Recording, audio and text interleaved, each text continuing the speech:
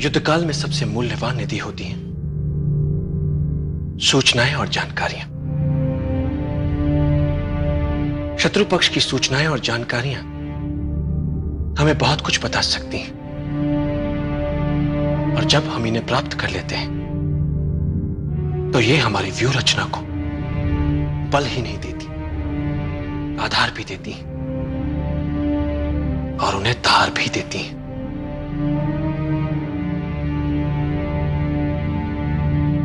सामरिक महत्व की असरदार सूचनाओं के बल पर बड़े से बड़े युद्धों के परिणाम बदल जाते हैं। युद्ध में शत्रु को असावधान और निश्चिंत करने से बड़ा कोई शस्त्र नहीं होता। इसलिए युद्ध जीतने के लिए युद्ध काल में ही शत्रु को विश्वास दिला दो कि वास्तव में युद्ध वही जीत रहा है।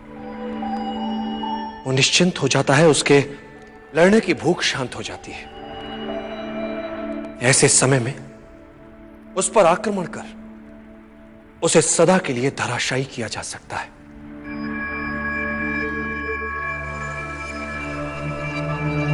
सदैव याद रखो, युद्ध कला को मुख्य 5 तत्व नियंत्रित करते हैं।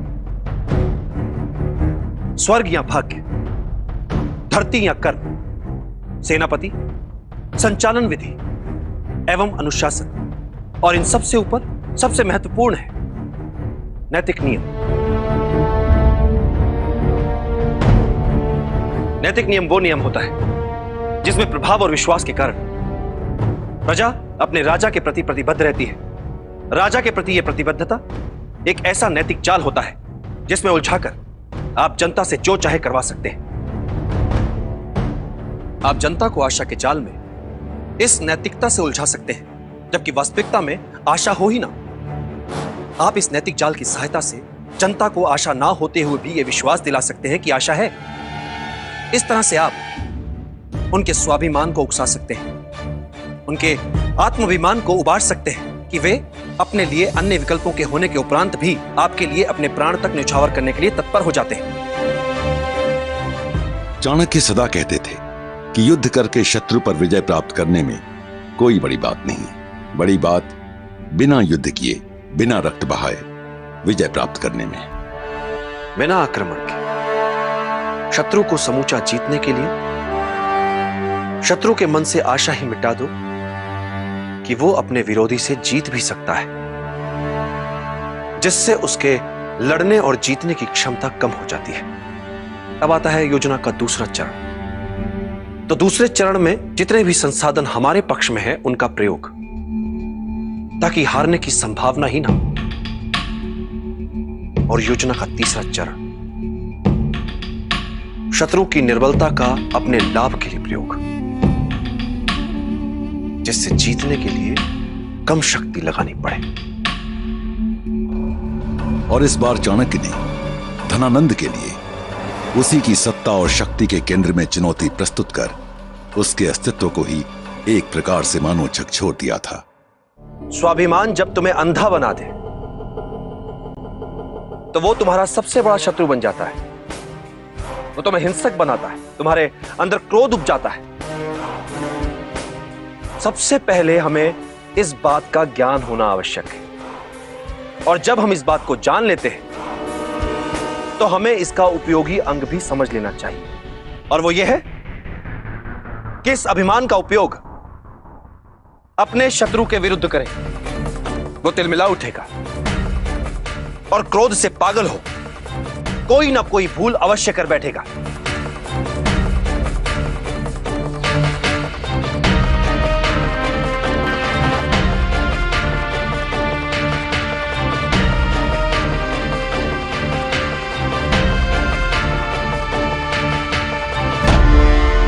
युद्ध कौशल युद्ध नीति का प्रतिबिंब है।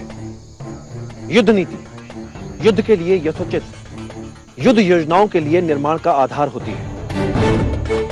किसी भी युद्ध या युद्ध जैसी स्थिति के लिए सफलता हेतु प्रमुख 10 बिंदु होते हैं। युद्ध के लिए यथोचित योजना, युद्ध घोषणा का समय, युक्ति संगत आक्रमण, युक्ति संगत युद्ध शैली का चयन, शत्रु की शक्ति और उसके निर्बल पक्ष की विस्तृत जानकारी, अपने सैनिकों और अपनी क्षमताओं का भिन्न भिन्न ढंग से प्रयोग,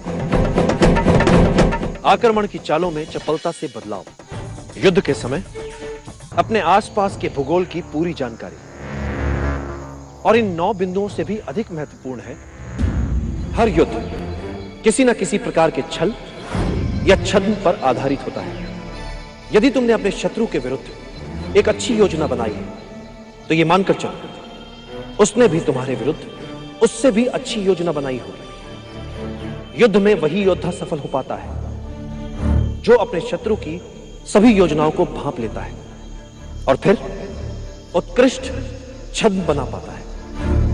जैसे जब तुम आक्रमण करने वाले हो तो शत्रु को लगना चाहिए कि तुम अभी आक्रमण की स्थिति में नहीं हो। जब शक्ति का प्रयोग करने वाले हो तो शत्रु को लगे कि तुम निष्क्रिय हो। जब तुम शत्रु के बहुत निकट हो तब उसे लगना चाहिए कि तुम शत्रु से बहुत दूर हो। और जब तुम दूर हो तो शत्रु को लगे कि तुम उसके अत्यंत निकट हो।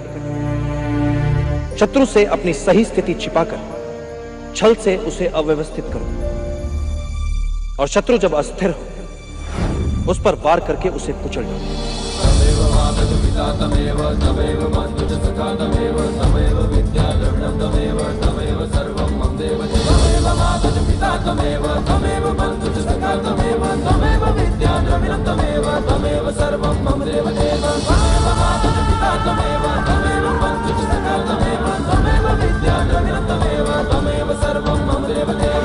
मैं किसी युद्ध में उलझना नहीं चाहता,